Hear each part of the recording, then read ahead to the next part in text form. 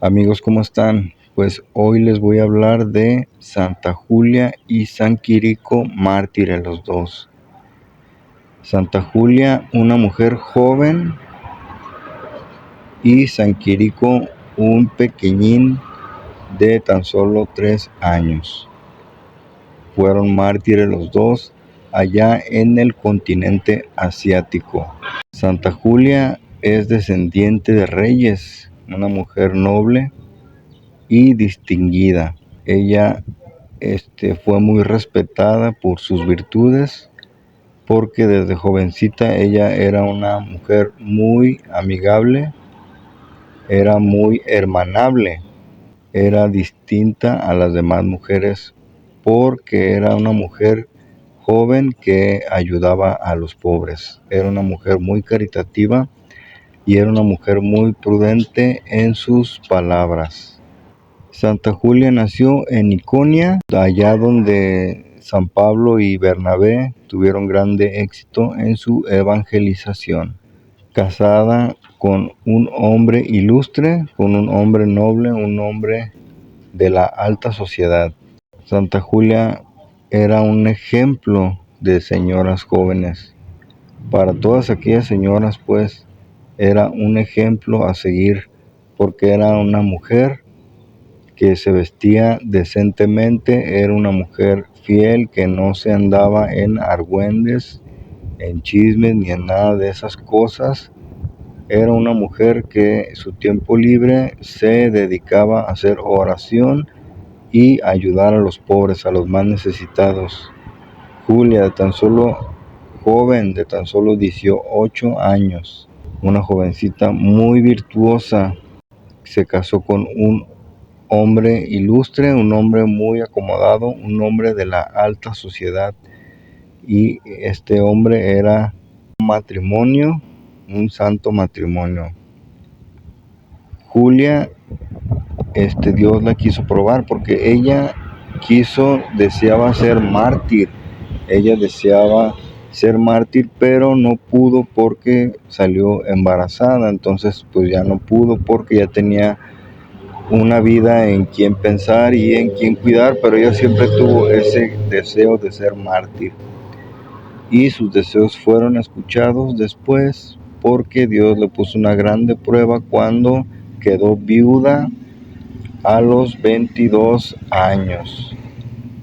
Y no tenía nadie más que un hijo que estaba en cuna, su nombre era Quirico.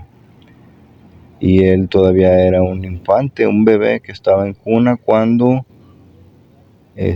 Santa Julia quedó viuda. En ese tiempo que ella estuvo viuda, todo ese tiempo lo dedicó a educar a su hijo cristianamente, lo inculcó en la religión, no le hablaba de otra cosa más que sobre el evangelio y sobre las cosas religiosas, sobre la Eucaristía y cosas de Dios solamente.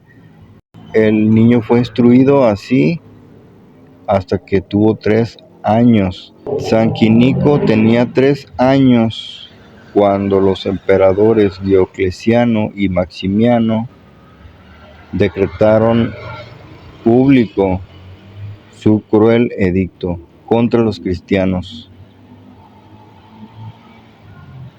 Eran personas empeñadas en exterminar a todos los cristianos, a todos los que seguían a Jesús. Entonces hicieron un decreto para exterminarlos a todos. Una gran prueba para ellos, para todos los cristianos. Y pues fue un tiempo de grande calamidad porque en todas las calles solo había en las calles horcas, había instrumentos de tortura, o sea, eran muestras de signo de que lo que les iba a esperar a todos los cristianos. Entonces, Santa Julia huye con el niño a Lucía, en la provincia de Isaura. El gobernador Alejandro en ese tiempo, enfurecido porque era mucho peor que los que hicieron el decreto, Alejandro estaba enfurecido contra todos los cristianos y se empeñó en perseguir a Julia, pero ya todo era un decreto de Dios, todo se lo había permitido Dios, porque ella iba a ser mártir y iba a ser un gran ejemplo para todos los cristianos, y Dios la iba a premiar con su deseo de ser mártir.